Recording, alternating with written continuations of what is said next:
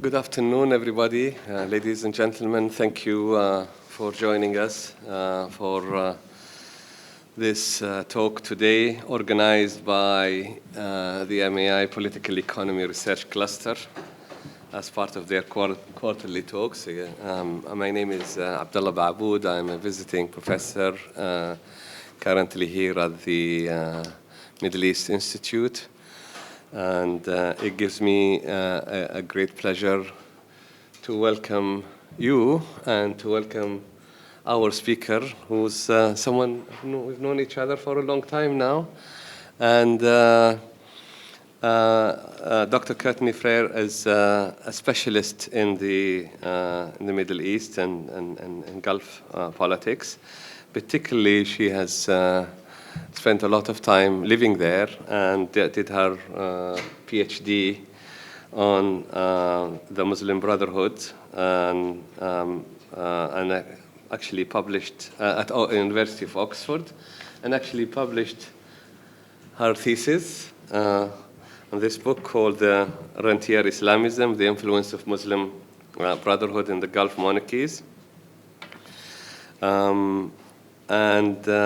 She's currently a fellow at the Middle East Center at the London School of Economics and Political Science, LSE. And before that, she has worked at the Brookings Doha Center and Saudi Arabia Business, U.S. Saudi Arabia Business Council in Washington, D.C. And she is a frequent a speaker on the topic. We were in October in Washington at the same panel at the Gulf International Forum. And so today's talk is going to be on the role of Muslim Brotherhood. And this is, of course, a topic that many people talk about and mention, but not many people really understand it, especially when it comes to the Gulf states themselves and the Gulf monarchies, and how these groups have manifested themselves within the region, and how the local governments have dealt with them, and how they have also been a matter of contention between different states. So Dr. Courtney Freer will explain to us in the next 30 to 40 minutes, however you want to take, about all these intricacies of the well talked about Muslim Brotherhood and their activities in the region. Thank you so much, and thanks for hosting me. It's great to be here for my first time in Singapore. And so, as Dr. Abdullah mentioned, I really wanted to write this book to address a topic that I think a lot of people talk about, but they don't really understand or research too deeply. And of course, with the start of kind of the Gulf crisis in 2013, and then again in 2017, this has become an increasingly polarizing issue in the Gulf. And so it's one that I think is worthy of a lot more study than just my own. And so when I started the research during my PhD, I wanted to essentially use the book use the study of the Muslim Brotherhood as a way of undermining rentier state theory. So essentially the idea that rentier state theory puts forward about no taxation, no representation, summarizing political life is one that I take a lot of issue with. And so I wanted to use the example of the Muslim Brotherhood as proof that independent movements do exist inside of the Gulf states, despite the fact that there are great material benefits for citizens. So essentially, this idea of politically quiescent citizens in the Gulf is outdated and not exactly true. So I also wanted to kind of de-exceptionalize the Gulf in a sense by showing that the same ideologies, particularly Muslim Brotherhood, that hold appeal in other parts of the Middle East also have a following in the Gulf. So oil wealth doesn't really mitigate the appeal of these types of organizations. And I wanted to make this related point that I'll go into a little bit in more detail, that the social and the political are very much linked in the Gulf, especially in the states that lack parliamentary elections. And so this link, I think, between the social and the political has often led policymakers and analysts, I think especially in the West, to presume incorrectly that the Gulf kind of lacks political life. When in fact I'd say that political life may just be less institutionalized and more informal than we may expect and than we may be accustomed to. And so because the Brotherhood is a social movement and has kind of Hizb and Harakat, the party and the movement, it's well suited to this type of environment where the social and the political are quite linked.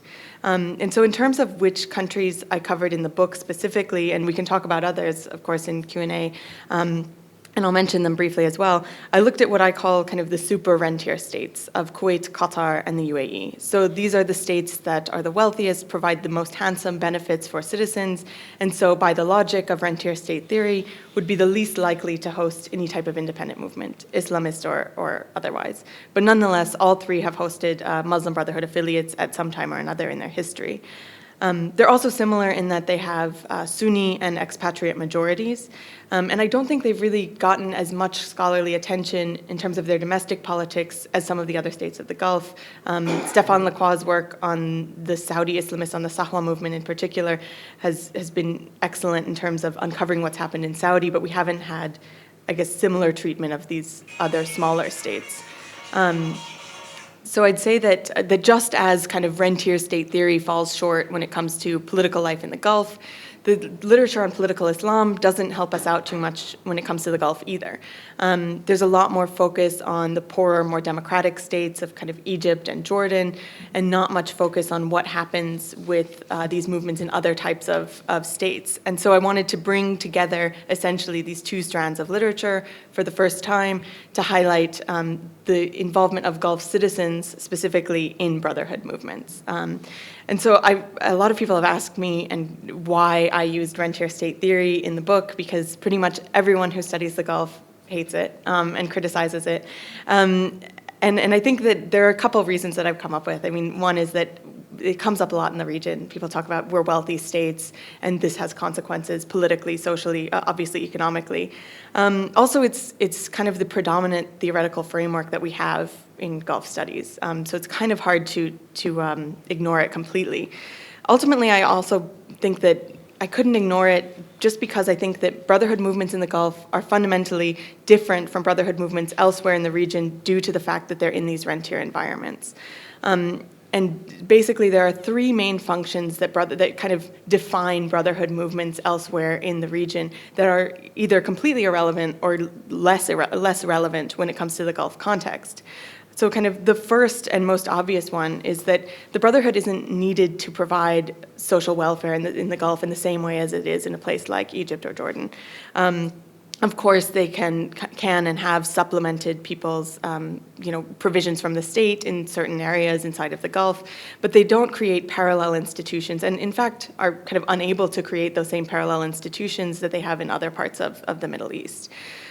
Second, the organization of electoral campaigns, which is a huge part of Brotherhood life elsewhere, is irrelevant in two of the countries I covered in the book, in Qatar and the UAE, since they do lack these kind of politicized legislatures. Kuwait, of course, is an exception here, and I'll talk about that in more detail later, because it does have quite an active parliament, of which the Brotherhood has long been a part. And third, there's less of a need for the Brotherhood to provide kind of an alternate social network in the way that it has been elsewhere. These are relatively small societies. There are strong kind of tribe and clan relations among citizens. And so this isn't a situation like Cairo in the 1930s, where you have people coming into a city not knowing anyone and kind of seeking connection through Islamist organizations. It's a different social environment. And so I think because the Brotherhood doesn't have as many tangible responsibilities in these Gulf states, they can be much more flexible in terms of their structure and in terms of their function. And so that, I think, makes them qualitatively different from Brotherhood movements in other parts of the Middle East. And so essentially, I wanted to use the book to look at what then do the Brotherhood movements in the Gulf do if they don't have these three main functions at their core. And I guess what I found was that Islamist movements in these rentier environments, I think they're less likely to be placated by payouts. This is because they're ideologically driven. And so I think that makes it actually more probable that they could be powerful voices of political opposition or of social mobilization. And indeed, I think the Brotherhood in the Gulf is particularly powerful because it does provide kind of ideological inspiration in states that are often criticized for lacking cultural vibrancy.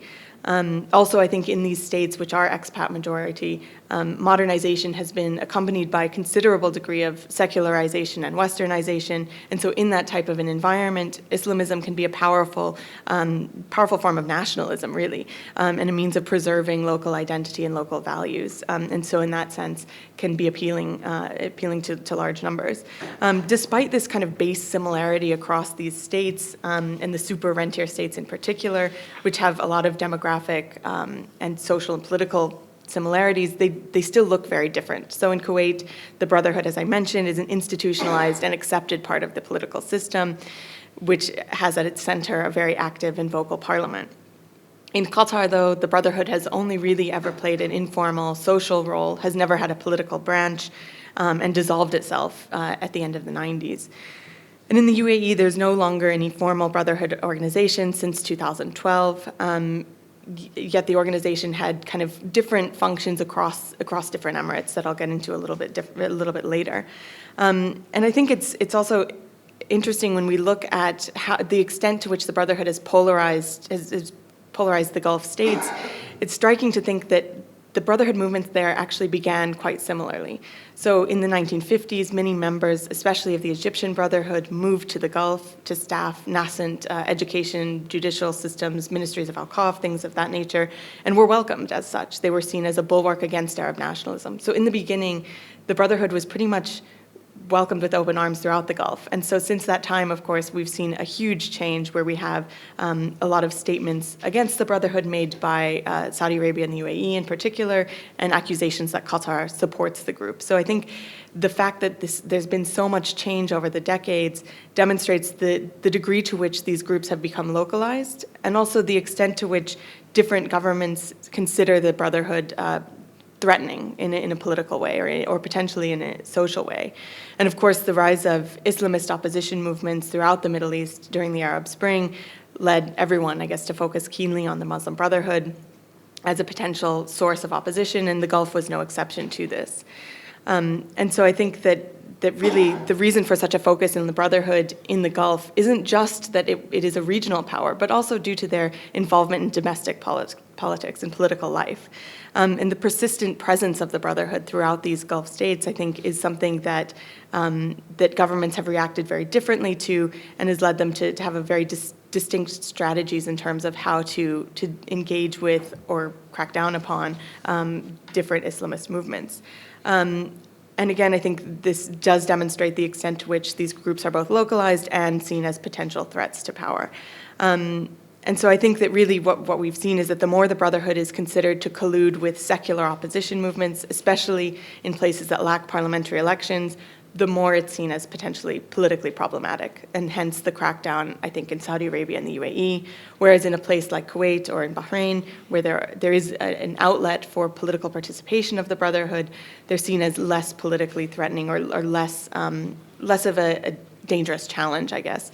The Qatar case is a bit different because the Brotherhood was never politically challenging there or even problematic in any way. I think the Qatari government doesn't have a problem with it operating either at home or abroad. And so you have this very interesting link now between domestic politics and foreign policy, which we can talk about a bit more in detail. But I'd like to stress again that the domestic calculations are what's at the key here. And so basically I'm going to go through briefly the three cases I cover in the book just to demonstrate the extent to which these organizations are different and the extent to which they still matter, even in kind of super rentier environments. So I'll start with Kuwait. The Kuwaiti Brotherhood was established in 1951, so a decade even before Kuwaiti independence. It was organized under the umbrella of Jamiat al-Irshad al-Islami, the Islamic Guidance Society, or Irshad, and it mainly wanted to fight what it considered creeping Western influence as personified by Christian missionaries who were in Kuwait at this time. And the Kuwaiti Brotherhood initially aimed to Islamize society from the ground up, essentially using the grassroots to create large-level change, basically emulating emulating what Hassan al-Banna's original vision was for the Brotherhood, that it would use the grassroots to gradually create change. I think also I'd argue that one of the hallmarks of what I call Rentier Islamism is this basically working within state structures like education ministries, in order to accrue social capital and then political capital from there. So as I mentioned, these state structures are just too strong, too well-funded for Brotherhood movements to directly combat, and so they tend to work within them and then accrue social capital and influence in that way.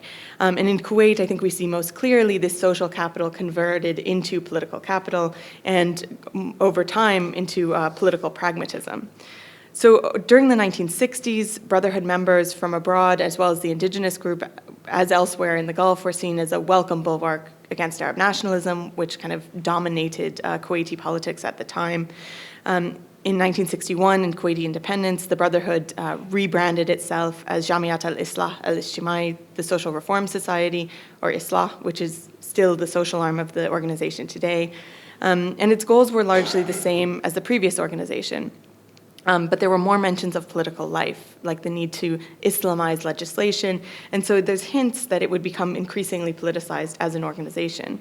And with the fall of Arab nationalism, kind of in the late 60s and early 70s, the Brotherhood became increasingly influential in Kuwait and then formally entered politics as a bloc only in 1981.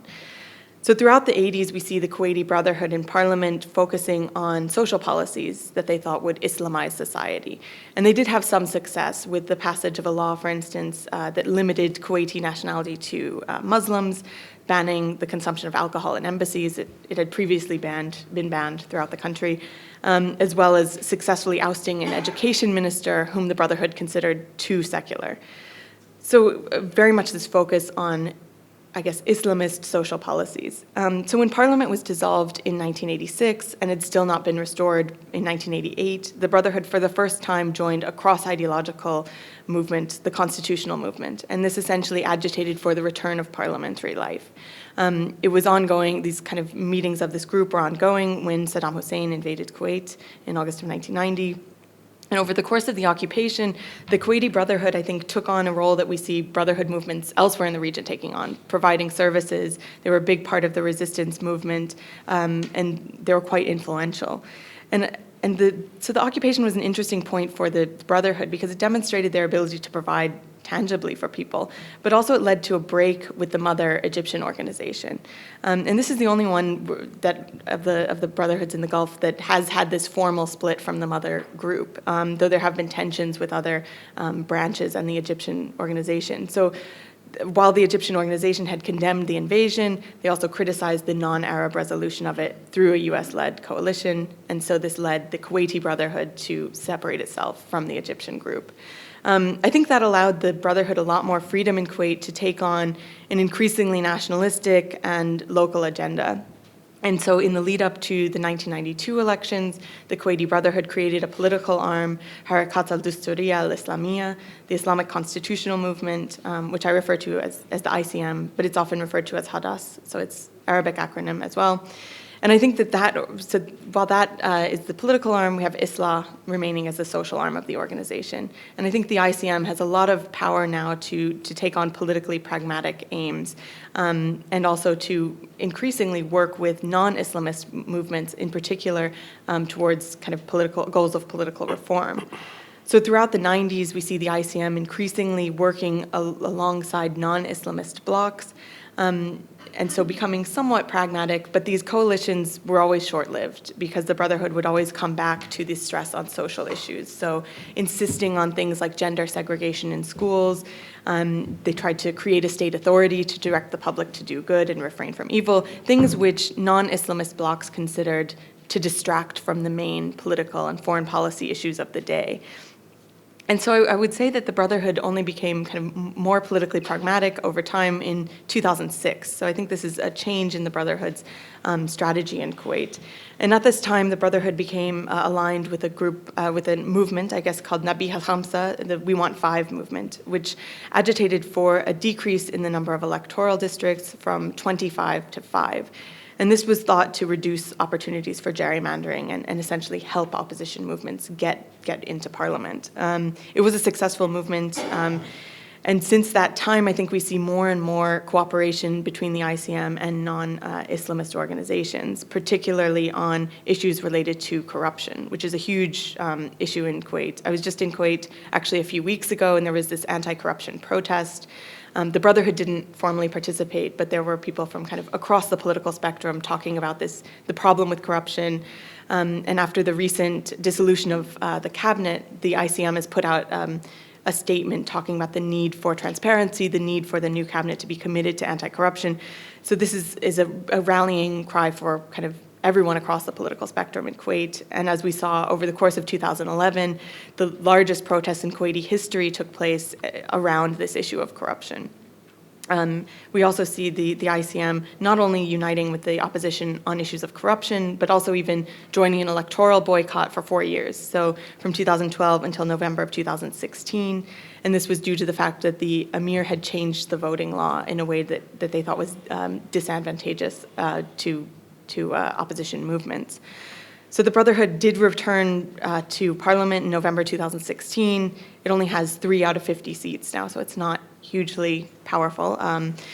But it's still, I think it's interesting to look at what its priorities are listed as today. I mean, they're talking about examining the plight of the Bidun, the stateless population, addressing the revocations of citizenship for political reasons, safeguarding the welfare package, and changing the electoral law that was changed previously in 2012.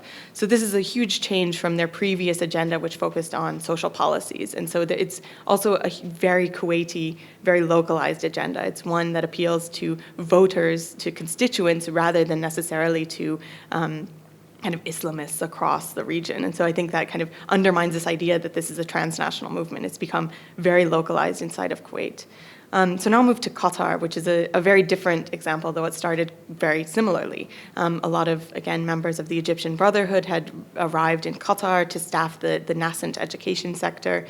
As in Kuwait, the government welcomed this, again, due to the influence of Arab nationalism. And I think, I mean, it's worth noting that the nationalists in Qatar had quite a big and somewhat violent influence. I mean, there were labor strikes in Doha in the 1950s and a call for greater political representation in the 60s, led by Arab nationalists. So they were seen as politically viable and potentially politically dangerous. And so I think it's unsurprising that there was a recruitment of Brotherhood members, particularly in the education sector, which, as I mentioned, is not unique to Qatar, or was not unique to Qatar in this period. So it was only in the early 1970s when we have larger numbers of Qataris returning to the country after having studied abroad, especially in Egypt, and having seen the Brotherhood there, that they wanted to emulate this movement in their own country. So in 1975, the Brotherhood founded itself in Qatar, and in the words of its supreme guide, Jassim Sultan, he said it was a collaboration and a simple thing.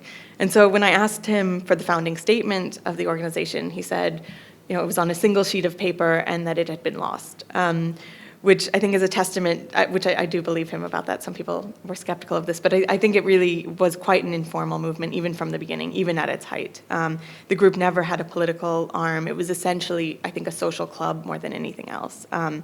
It focused on dawah, the study of the Quran and Sharia, and the arrangement of kind of youth and educational events more so than anything much more structured than that. There was one period of organizational expansion, I think in the 80s, when there was an influx of Syrian Brotherhood members. And during this period, briefly between 1980 and 1986, there was a publication of the Qatari Brotherhood called Al-Umma Al-Qatariya. But again, there was no kind of political arm formed, not very formalized. And a split did emerge during this period between a younger generation which wanted to ramp up activities and formalize them, and an older generation that was skeptical of the utility of doing so, especially in the Qatari environment. And so this split led to a very interesting and very long internal examination of the ideology of the Brotherhood, of its structure, of its goals, and this was completed only in 1991. So the first part of the study is the only one that's published, or that I could find published, and it focused on examining the ideology of Hassan al-Banna, which it criticized for failing to adapt and to modernize to current situation. And it's interesting that a lot of people take this first portion to imply that there was a split between the Qatari Brotherhood and the Egyptian Brotherhood at this time. And so by aiming at the ideology of Hassan al-Banna, they were actually aiming at a split from the Egyptian branch. I don't know the extent to which that's true, but it's an interesting hypothesis.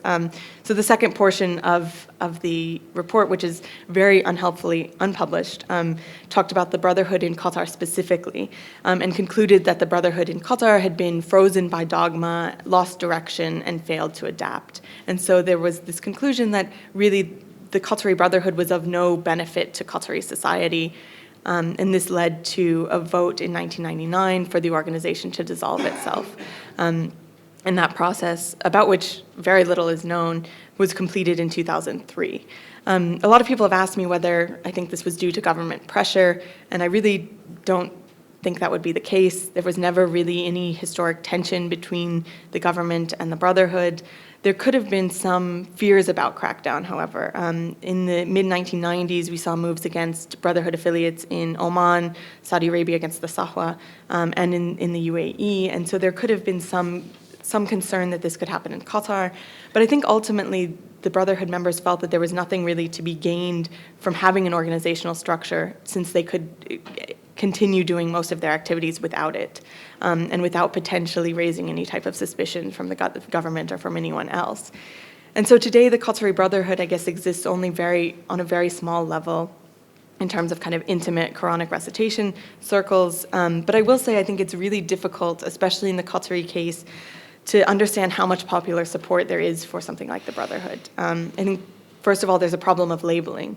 A lot of people may agree with a lot of statements of Sheikh Qaradawi, with other statements of members of the Brotherhood, but they would never label themselves as Brotherhood members, especially, I think, since that term has become very politicized.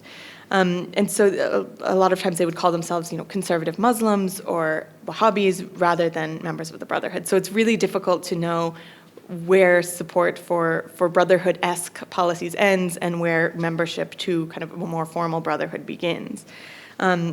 Especially since, as I mentioned, the Qatari Brotherhood only really ever focused on social policy. I think this may have been due to the political structures in Qatar. There's, of course, no elected body to which, there's no elected legislature to which the Brotherhood could kind of be elected. And I think because Islamist demands in Qatar then have been confined to the social sphere, limited mainly to calls for things like restricting the sale of alcohol, imposition of a dress code, and limiting gender mixing, the government has never really forced a confrontation with the Brotherhood and has actually implemented some of these policies. There have been some limits on of course, a lot of these kind of social issues. But I think that really the government is quite willing to work with the Brotherhood, at least to a certain extent, on these issues that there's a lot of agreement about, not only among kind of Brotherhood supporters, but also among kind of conservative Muslims.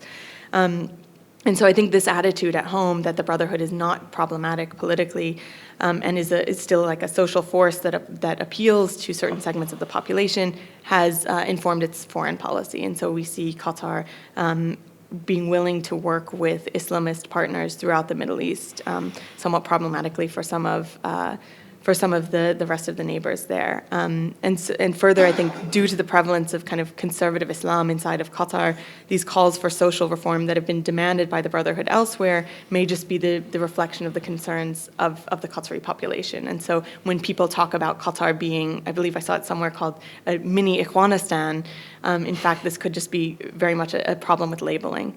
So lastly, coming to the Emirati example, so the Emirati branch of the Brotherhood was first founded in 1974 under the umbrella of Jamiat al-Islah wal-Tajiyya al-Ijtimai, the Reform and Social Counseling Association, or ISLAH. And again, it first resembled the other branches in the Gulf in that it focused on social policies and education. It was a bit different structurally due to the separation of the UAE into these 7 somewhat autonomous emirates. And so the Brotherhood was actually first established in Dubai and was only the second civil society organization to gain approval from the Ministry of Social Affairs to form. It was actually rather incredibly today to think about, was financed by Dubai ruler Sheikh Rashid Al Maktoum. It was focused on preserving the UAE's Islamic identity, and so it wasn't seen as any type of political threat, and in fact was seen as potentially a force of good, I guess. Later in the 1970s, other branches were established in the Emirates of Fujairah and Ras Al Khaimah, and the president and Abu Dhabi ruler, Sheikh Zayed Al Nahyan, was said to have given land for a branch of Islah to form there, but ultimately never received permission to form. There was also, interestingly, no branch in Sharjah. I think this may be due to the prominence of Arab nationalism or potentially due to traditional links and financial links to the Saudi religious establishment. In Ajman, the Brotherhood existed under the umbrella of a different organization. So this is a pretty fragmented structural environment for the Brotherhood in the UAE. That said, socially they all kind of knew each other, and so there wasn't as much of a segregation as maybe would be implied by the fact that these structures were separated.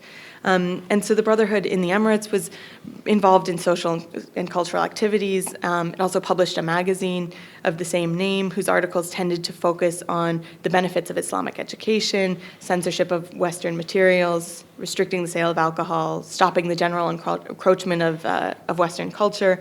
So kind of standard Islamist social policy issues, but also they discuss some political issues like corruption in government and unequal spending across the Emirates.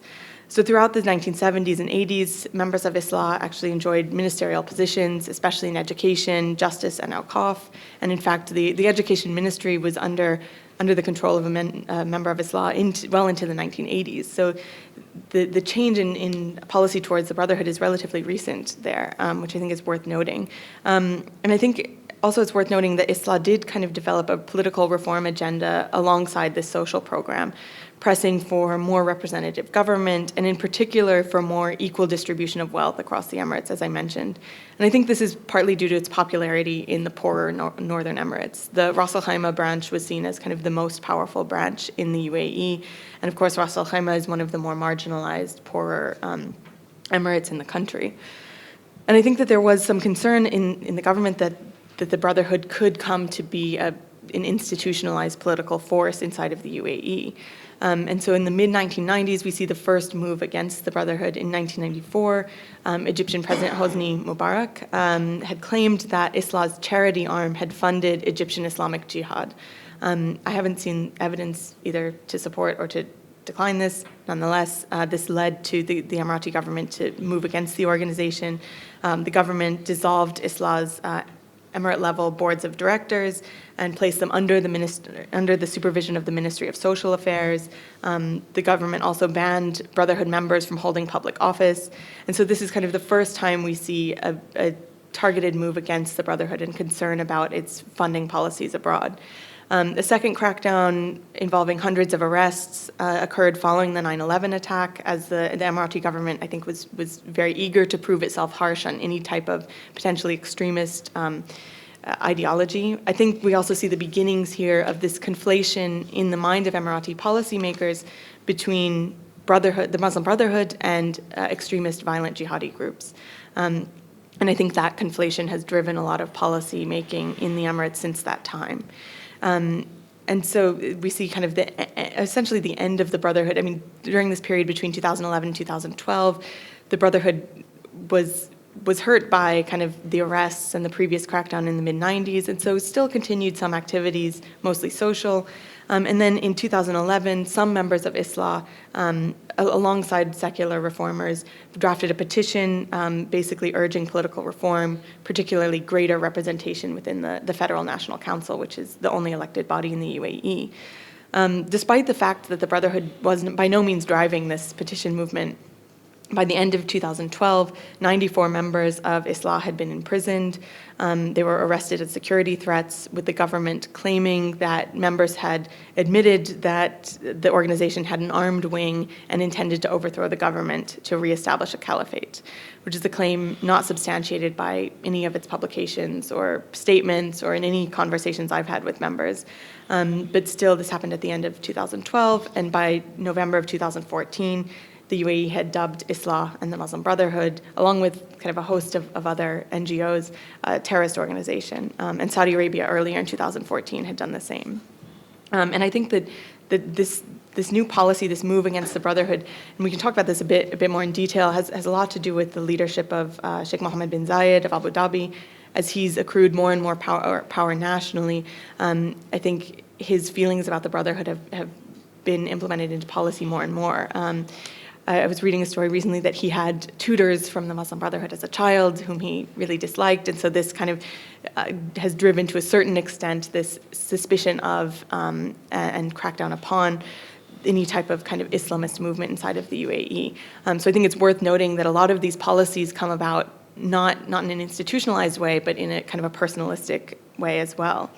And so ultimately, I guess the Brotherhood as an organization that dictates that Islam should be a part of every aspect of life exists in super rentier states, in all types of states, in both the social and the political realm, often using the social to gain access to the political according to political opportunity structures in these states.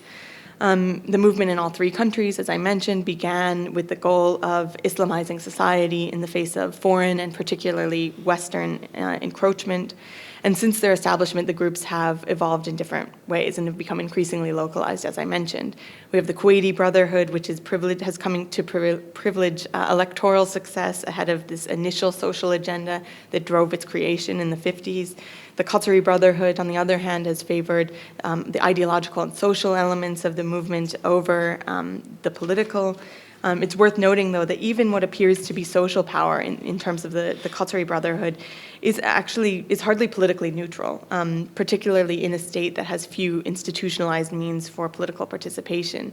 Indeed, how they view what the government should do in terms of social policy informs how they see the role of the government more broadly. And so these social policies still are politicized, I'd say. Finally, in the Emirati case, before the most recent crackdown, the Brotherhood kind of existed in a space somewhat between the politicized form of the Kuwaiti Brotherhood and the amorphous represented by the Qatari Brotherhood.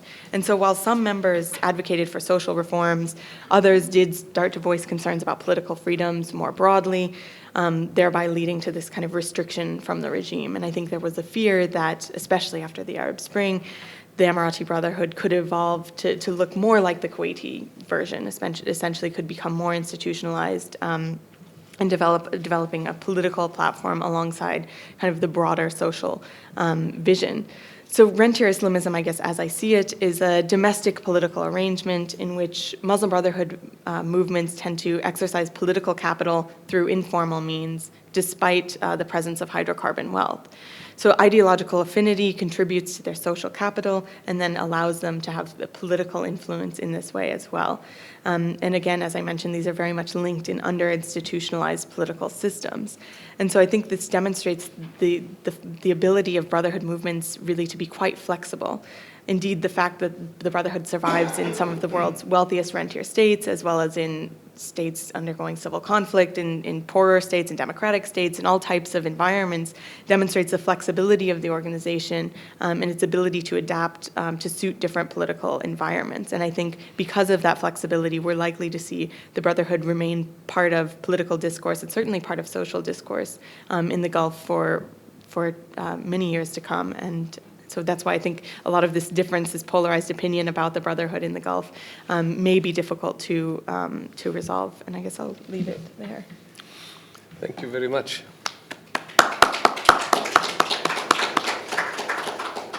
Wow, Courtney, you've done very well to make this very complex issue easy to understand. I hope, hopefully, some of you will understand a little bit more about the Brotherhood. I've been also trying to understand it for a while. It's not a very, very easy issue, very complicated. And I'm sure you have lots of questions you want to raise for Courtney. Maybe I can just misuse my privilege as a moderator and start with one or two questions, if I may.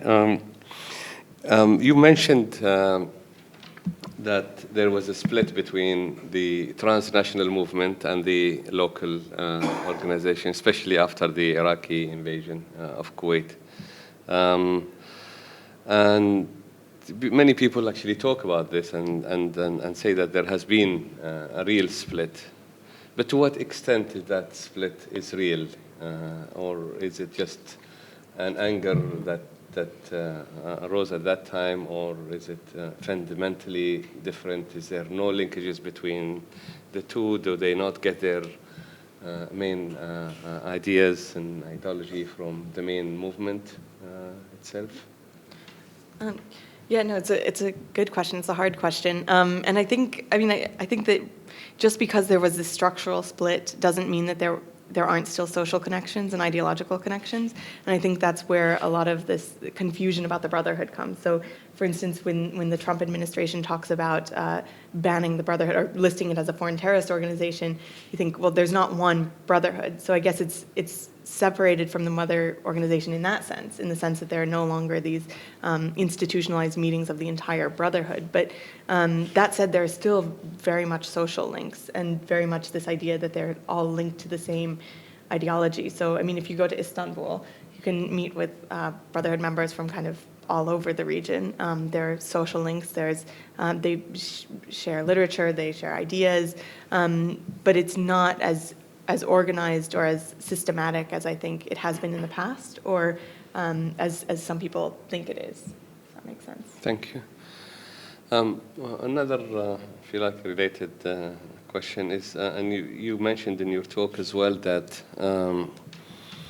the reason that the Brotherhood or the Islamic movement in the Gulf started, and it's to a very large extent true, is that the Gulf leaderships thought that these groups will work as an antidote to any other ideology coming from the rest of the Middle East, especially at that time, Arab nationalism, but also all the leftist ideas were sweeping the area, and the Muslim Brotherhood was seen as something that they can use against these ideologies, and to that extent it is true. But to what extent has the fact that the Gulf's governments, the super rentier states, etc., have demolished all kinds of social movements, whether it is Arab nationalism or all those, if you like, leftist ideologies, and left the space open for the Islamic movements to fill in. And to what extent do you think that the mosque has been useful in recruiting and getting support? Because it's difficult for governments sometimes to actually interfere in the mosques and what happens there. Yeah, no, it's a good question, and I'm writing another paper that's about kind of government co-optation of religion in the Gulf, because I think this is a huge issue. And of course, there's an inability to control what happens in the mosques and what happens in private Quranic recitation circles in these types of spaces. And I think also what protects Islamists is the fact that no ruler in the Gulf or in the broader Middle East wants to be seen as kind of a bad Muslim. So there's this idea that even in places like the UAE and Saudi Arabia, which are kind of moving towards social liberalization, they talk about moderate Islam. So there's still this idea that we're backing Islam, but we're backing a certain type of Islam.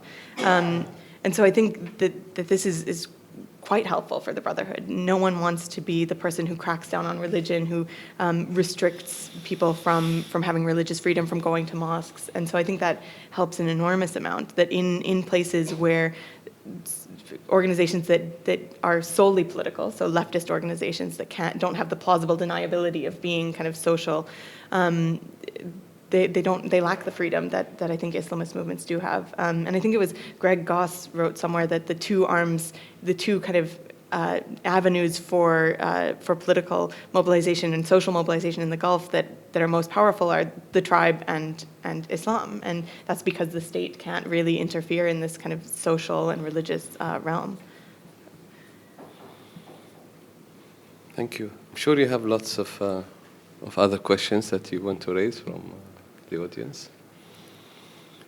And yes, please.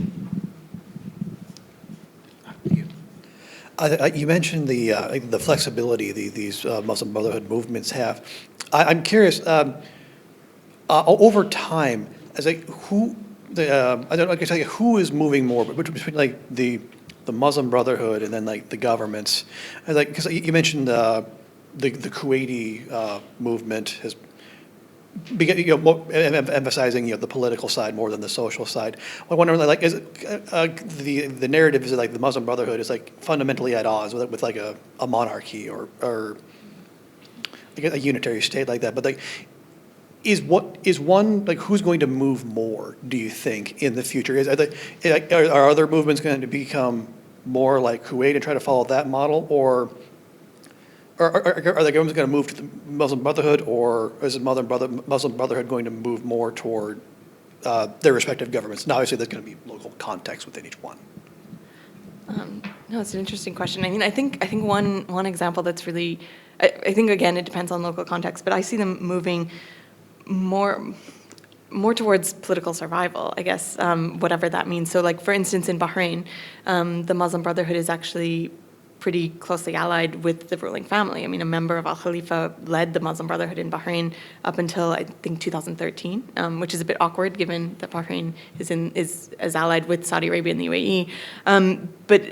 But I mean, that's a position that the Brotherhood as a whole would never kind of want to be allied with a monarchy. So I think that shows that they really know that in order to accrue political capital, in order to survive, really, they would have to be allied with the regime, because otherwise, I mean, there is a situation wherein you could see the Bahraini government taking the stance of the Emirati government, for instance, or the Saudi government, and outlawing the Brotherhood. So I think, I mean, I guess that's movement of the Brotherhood towards whatever position that will allow it to be more palatable to the regime, and also, I guess, to a certain extent, to Sunni voters in Bahrain. I mean, whenever you have parliamentary elections, I think it changes the calculations for Islamist movements. So in the Kuwaiti case, I think they changed their agenda, not so much to survive as a group, but rather to survive electorally. And so in Bahrain, you could argue that the same could be said. So yeah, I guess it depends on context, but I think now with kind of political space being tightened, I'd say throughout the Gulf, I think there'll be movement just to kind of survive politically, however that's possible, whether that's underground or outside of the state even. If you don't mind, as a follow-up question before you ask on this very specific question, how does Bahrain manage to deal with this when the Saudis and the Emiratis, or their allies at the moment in the Gulf configuration, have labeled the Muslim Brotherhood as a terrorist organization? Yeah, I mean, it's quite impressive, actually. I think what's a lot of the rhetoric that you hear coming out of the Bahraini Muslim Brotherhood itself is we're not that brotherhood. So essentially saying that they're a specific type of brotherhood which is not linked to the transnational or international movement. And I guess the Bahraini government has said over and over again we're against the Brotherhood as this transnational movement, but I think they're trying to exceptionalize their own branch. That said, I think that there's a move in Bahrain just to depoliticize religion in general. I guess it was 2016, this law that banned preachers from running an election. So I think there's a desire to move away from religious politics. But when Sunni Islamist movements are politically helpful, they're not going to want to outlaw them. So I think really the rhetoric has been about separating them from the transnational movement, and also we see rhetoric, even really interestingly, from the Bahraini Brotherhood itself, supporting, for instance, the blockade, supporting the Saudi and Emirati moves against the Brotherhood. So it's quite an interesting balance that they've struck there. Okay. I was wondering if you could give us a sense of what the ideological content of the Muslim Brotherhood in the Gulf is right now, just in terms of the substance of the model of governance that they intend to see or bring about. How much Sharia do they want in the system? Are they mobilized along those lines, or is it primarily just being satisfied with seeing, say, a more conservative social, conservative form of Islam being just practiced in those countries? Does that make those countries Islamic enough, and are they going to be happy with that? And then to what extent are these political goals in tension or in conflict with the Gulf states? right? In the way that we could identify the ways in which the Sahwa movement in Saudi Arabia may be at odds with what the monarchy stands for. What are you seeing in the Gulf? Could you kindly introduce yourself, please? My name is Suan. I'm one of the directors for strategic analysis in the Ministry of Defense. Thank you.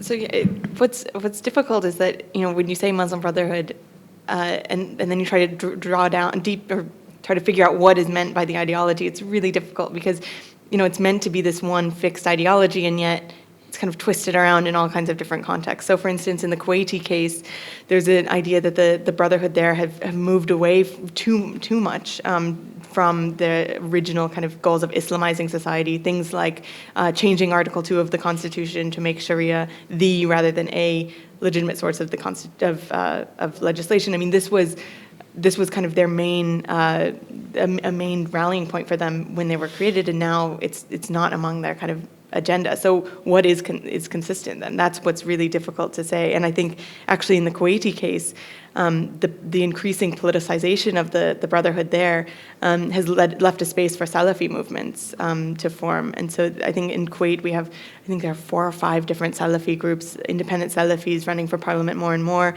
and basically saying, well, we'll provide these social policies that the Kuwaiti Brotherhood has kind of sold out on in order to have electoral gain. So I think it really, again, depends on the context, which is odd because we always think of the Brotherhood meaning something, right? I think, so for instance, in a place like Qatar and the UAE, there was more of a desire to change social policies, a desire to see legislation in line with Sharia, and then in the UAE, there was kind of a segment of the Brotherhood that did push for political reform. I think by and large, I guess if you're thinking kind of across the GCC, this idea of kind of Islamizing legislation, whether that means through the implementation of Sharia, whether that means through the implementation of certain social policies, that's kind of the main, the constant throughout. But how this is gone about is quite different from state to state, which makes it kind of difficult. And in terms of how these goals are in tension with the Gulf leaderships, again, varies quite a bit. I think in the Emirati case, it's kind of the clearest in terms of seeing a group like Islah, which wanted things like restricting the sale of alcohol, restricting or censoring certain Western materials. That's at odds with this model of this Dubai model, this idea of appealing to the masses, having tourism appeal. And now in Saudi Arabia, we see as well this kind of desire to liberalize socially, and that's at odds with a lot of kind of Islamist social policy ideas. And again, there's this idea that I mentioned earlier among the Saudi and the Emirati governments. They keep talking about moderate Islam, which I think is interesting because it implies that Islam on its own is immoderate. But I think essentially it's this idea of apolitical Islam, that Islam exists in the mosque, and that's kind of it. So there is, I think, the most tension there. I think other places in the Gulf, there's an acknowledgement that there are certain red lines when it comes to social policy, certain red lines when it comes to Islamic law, and so there's a space left, I think, in more carefully than perhaps in those other states. But to press you on this very topic, if I may, Courtney, it's. Yes, the Brotherhood is calling for that, but and for more respect, if you like, of Islamic tenets in the legislation and social practices, etc. But isn't the Salafis and the other movements also doing the same thing, or are they more vocal? Yeah, no, I mean, one thing I neglected to mention about the Brotherhood's agenda is also this idea of shura, this idea of consultation, that governments should be in consultation with their populations, which is, of course, at odds with kind of monarchical governmental forms. So they're a bit odd in that sense. But yeah, I mean, in terms of kind of Salafi versus Brotherhood platforms in the Gulf, I think there is a lot of overlap. And I think the Kuwaiti space is the one where we see the most distinction in terms of a Salafi movement kind of coming into the right of the Brotherhood. This also happened, I think, in Bahrain to a certain extent, but in Bahrain, the Sunni Islamists are still kind of seen as aligned with the government more so than having their own independent agendas, and I think that's why they've suffered electorally. But in terms of kind of, I think the Salafis have far less, are less organized. So in Kuwait, the Salafi environment, which I think is the most developed in the Gulf, in terms of independent Salafis, is very fragmented. You have different Salafi movements kind of being founded year to year, a lot of independent movements. There's not as much kind of party discipline as you see in the Brotherhood. So despite the fact that it's hard to put our finger on what exactly is meant by Muslim Brotherhood, it's still a brand name in the sense that Salafi is not. I mean, because Salafi can mean you have kind of the quietist Salafis who back their governments, and then you have these activists or Haraki Salafis who, in the Kuwaiti case, could be quite oppositional in terms of calling for a lot of political reform quite openly. So I think it's really this difference of party discipline, maybe more so than agenda or ideology, at least to a certain extent. Thank you. Any other question? While you're thinking, maybe I can also ask you another question related to what you've just said. It's just true that the Muslim Brotherhood is the most organized in terms of all the Islamic or the Muslim movements in the region. And maybe this is what makes governments in the region fear them more or most than others. But also they are the most vocal about opening up the political space as well in terms of the shura or the parliament, etc., etc. While the Salafis traditionally have kind of shied away from this. They were kind of very quiet, and they just want to have if you like, an Islamic society, but they don't get involved in the politics. Some of them now started to do so, but in the past they were not. Yet the Brotherhood is actually is at the forefront of this, and this is what makes them more hated perhaps by some of the regimes in the country. Do you agree with that? Yeah, no, I think that's definitely true, and well, better put than I explained it. But also, I think, I mean, when I think about kind of fear of the Brotherhood in the Gulf, I think the extent to which there's crackdown kind of depends on two factors. I think one, as I mentioned, is the extent to which there's political opening. So the more closed the system is, the more dangerous it is to have this kind of independent movement agitating from the outside, I think, because there's no outlet anywhere else. And secondly, kind of the extent to which they cooperate with secular movements. And so Salafis are much less likely to cooperate with secular political reform movements than the Muslim Brotherhood. And so in the Saudi and Emirati cases, we have both of these kind of conditions satisfied. You have closed political systems, and you have the Brotherhood cooperating across ideological lines, which I think is something that's quite frightening. Because that means they could potentially get critical mass in terms of being able to agitate for political reform.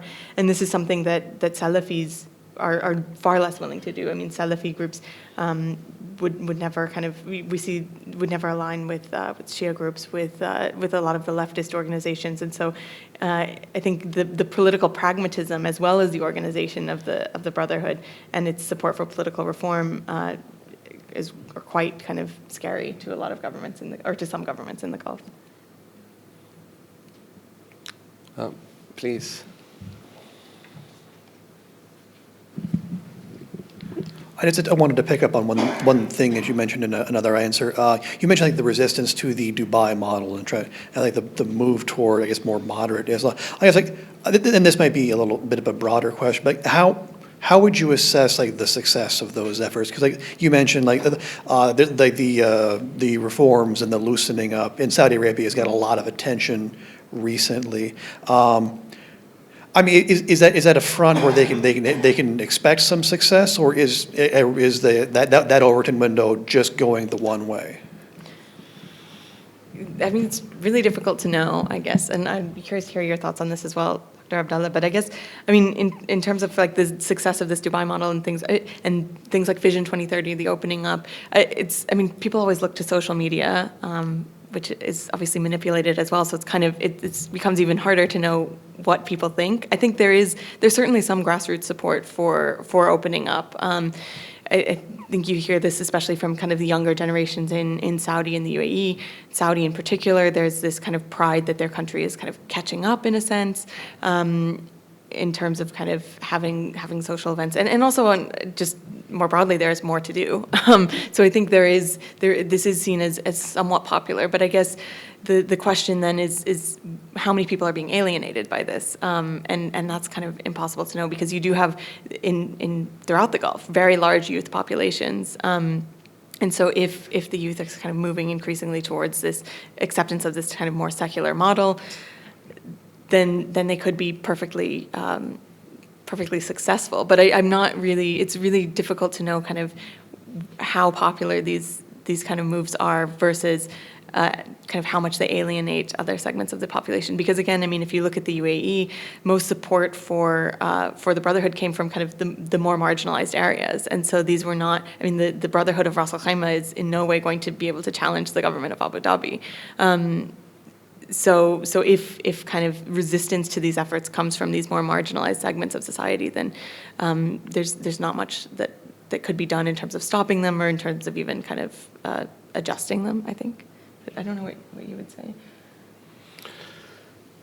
Yeah, I think just to add to what you've actually explained, I think the Dubai model is being copied across the region as well in one form or the other. And I think also the Dubai model is a Singaporean model as well that was borrowed by Dubai and then made some kind of a success, and the other countries in the region started to follow. We've seen what Doha is trying to do as well in competing with Dubai in terms of opening up. We've seen also in Bahrain, in Manama. Even in Muscat and Kuwait, and Saudi Arabia felt it is like being left behind. And before the opening up of the space now, the social space in Saudi Arabia, Doha was flooded during their holidays because they have nothing to do. And Saudi Arabia became the most boring place to live in. So the Saudis would just wait for any opportunity to either flood Bahrain or Doha. So the more kind of open-minded would go to Bahrain because there is the lifestyle there is different, there is drinking, etc. But the more conservative would go to Doha. And also Dubai is, again, a mix of people. Now, also, given what Courtney is saying, we have a region that the young population is more than 50% of the total population, and they want change. And I think Saudi Arabia could not have contained this for very long. So this opening up is making it easier for the Saudis to do so. Of course, there will be people who will be against it, especially some of the old schools and the Salafis and so on. But also they are worried about not only the idea of opening up, but the scale of opening up, and also the contradictions in that. That you imprison young female activists who just wanted to, were asking for license to drive and stuff like that. That also is creating a lot of problem. So I think there are a lot of contradictions in the Saudi model. They'll go through this for a while, and then they'll try and find the right model that works for them. But I think Saudi Arabia is a place to watch for a while because of all these movements. There is the opening and the liberalization movement, and there is the old traditional school, and traditional people want to keep things as they were. And also there is the contradictions that comes from the government. And sometimes some of the policies actually antagonize some of, if you like, the old school. It's not being done carefully. It's being done in a hurry. I think they just want to move on, and then they may be making some mistakes, but hopefully they will correct it as they go. I have a question for you, if I may, on this as well. Maybe I have already asked it, but and maybe you have already mentioned it. But to what extent is the Arab the involvement of the Brotherhood in the Arab Spring movement, as it were, and uprising, has made them look like the public enemy number one in some of these countries? Yeah, so I think there was kind of a turn against the Brotherhood earlier, before the Arab Spring, in the 90s, with kind of the first crackdown in the UAE, with kind of the crackdown on the Sahwa movement in Saudi, and also in Oman in, I think it was 1994. Certain members of the Brotherhood were arrested during that period. So I think there was concern about the Brotherhood previously, and I think as they became more vocal, especially after the invasion and occupation of Kuwait, and the involvement of American troops in that in particular, there was more and more concern. But I think it's only with the Arab Spring where you see the ability of Brotherhood movements to get into governing positions that kind of sealed the deal in terms of making them public enemy number one. I think before they were seen as a potential nuisance, but manageable. And then I think after everything that happened in 2011, there was more and more fear that they are organized, and also that people could see they're in government in Tunisia, so why not here? So yeah, I think it didn't start the suspicion, but it kind of ended the movements in a sense. Well, in certain places, not everywhere. Mm-hmm. Yes, sir.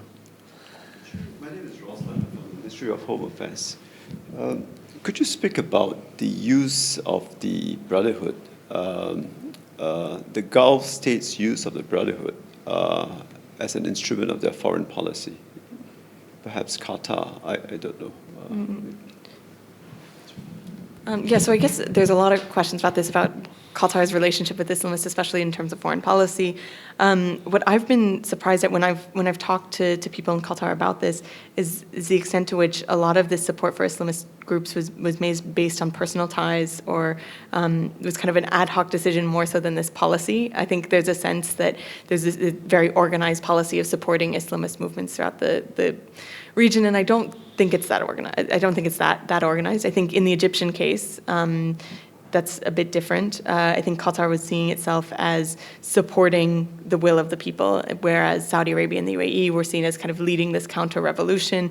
And Qatar got a lot of good press out of this, at least initially, in terms of being seen as supporting what the people wanted. But then I think later on, when it came to light, other organizations they were funding in Syria and Libya, there came to be much more suspicion about what the Qataris were doing there.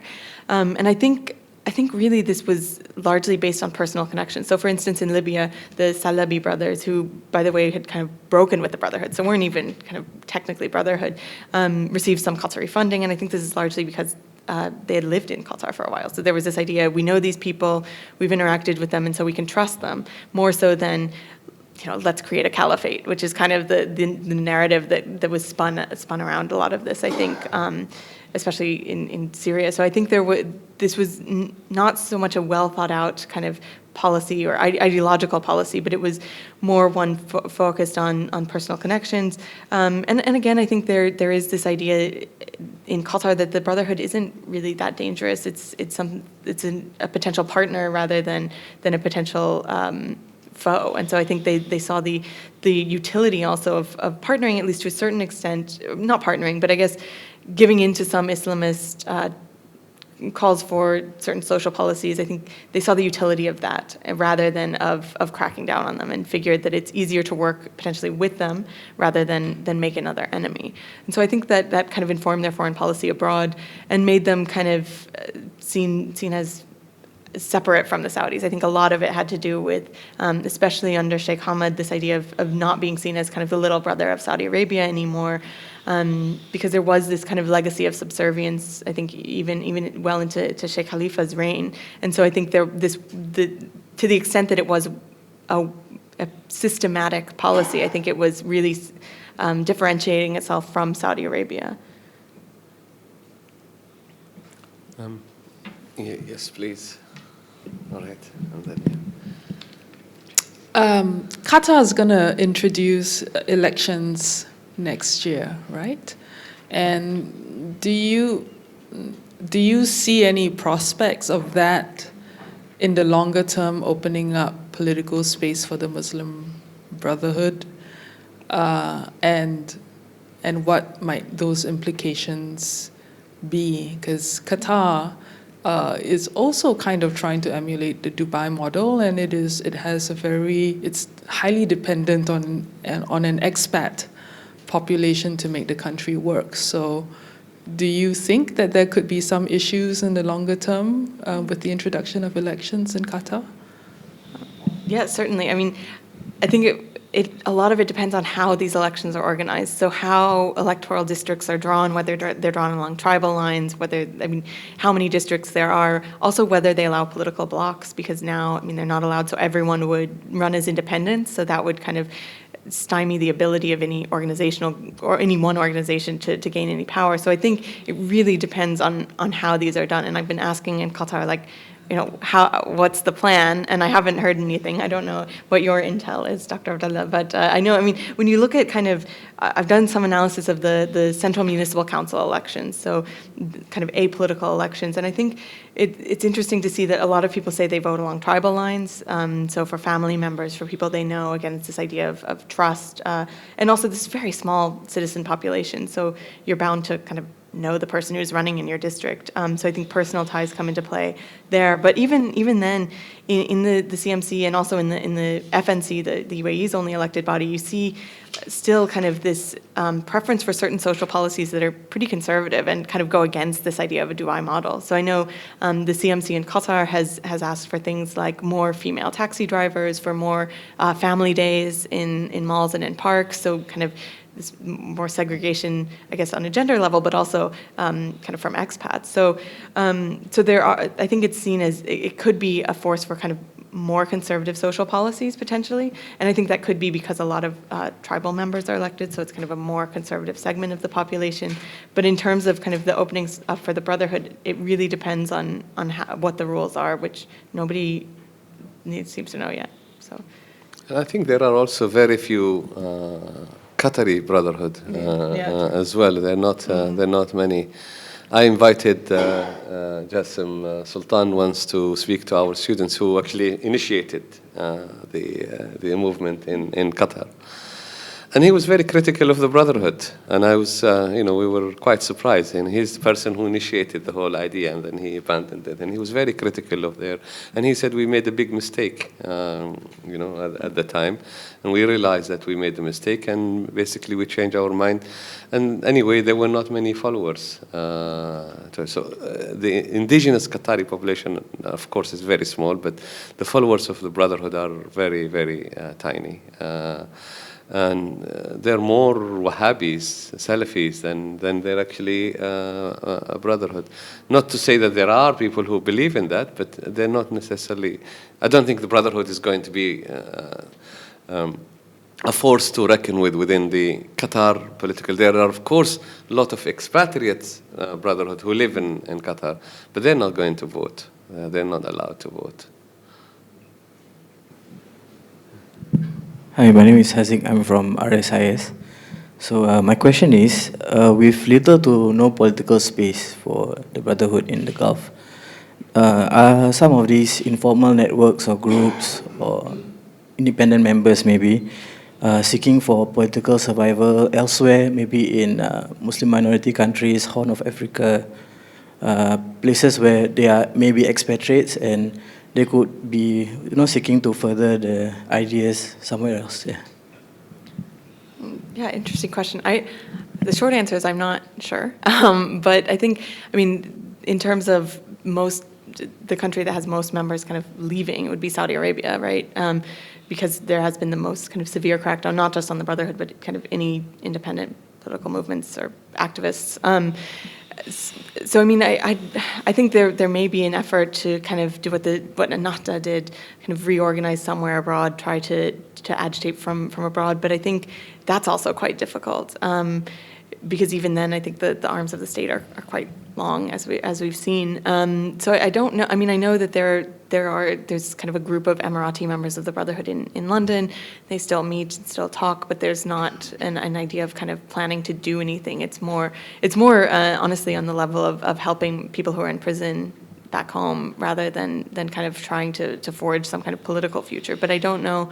I mean, I guess time will tell as more and more people go abroad, kind of where they go, what kind of footholds they'll have elsewhere. I'm not sure if you know. Yeah, it's a good question. Maybe we'll talk later. And any other?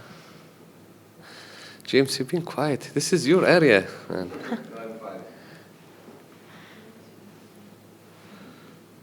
Do you want to follow up on the same point? I'm not sure if I really understood the question, but is it? Yeah, about. Yeah, She answered it. Okay. You. Yeah. Sure, please. It's just a broad question. I mean, from your interactions with Brotherhood members, have they talked about any lessons learned from Morsi's fall and what this means for their future strategies or activism? So I've been surprised when I've talked to members of the Brotherhood. I've been in these kind of bizarre meetings in Istanbul where you have members of the Brotherhood from kind of all over gathered together. And what I've been struck by is the lack of introspection. There's been a lot of, at least among the people I've spoken to, there's been this idea that we're victims in this situation. And so so I think it's kind of this rally around the flag type of effect, this idea that we've been victimized in such a way by these governments and we did nothing wrong. I think there is acknowledgement that Morsi was not kind of the best leader, but I haven't seen, and maybe I'm just not privy to these conversations, I haven't seen kind of deep introspection in terms of what's wrong with our approach, with our platform, with our image, and I've been surprised by that, by the extent to which there's a lot of discussion about we're still the most organized group in the Middle East, and we've been mistreated because of that, but not as much about kind of how to move forward, which I find kind of surprising, and it could be problematic for them moving forward. But isn't there like some of the young voices that are trying to kind of even break away from the main movement? Yeah, no, there's certainly this idea of kind of a generational split within the Brotherhood. And the people I was talking to is kind of the older generation, so that might be the problem. And certainly I think there is more of a willingness to be more active among the younger Brotherhood. But I don't know kind of what that would look like, I guess. And but there is this, I mean, even Jassim Sultan, I guess, now has this movement which is also called Nahda, but it's basically kind of a different type of Islamism. So I think there is a space opening up for people to contest the Brotherhood as from the Islamist sphere, not just from Salafis, but kind of another way of being Muslim Brotherhood. It's kind of, because one of my friends calls the Brotherhood, the brand is like BlackBerry. It's kind of like no one wants it, you know. And so I think there is a need for some kind of, if nothing else, PR, but certainly kind of introspection into what they want moving forward and how they fit in kind of the present day political situation, which has changed a lot from 1928.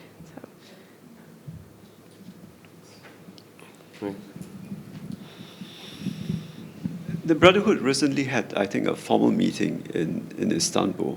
It was last month. I don't know whether you are plugged into that, and if so, if you have any comments, any observations of that. Yeah, no, I wasn't there or anything, but I mean, there haven't been as many kind of, I think, statements as an organization as there have been in the past. I think they've been a little bit quieter.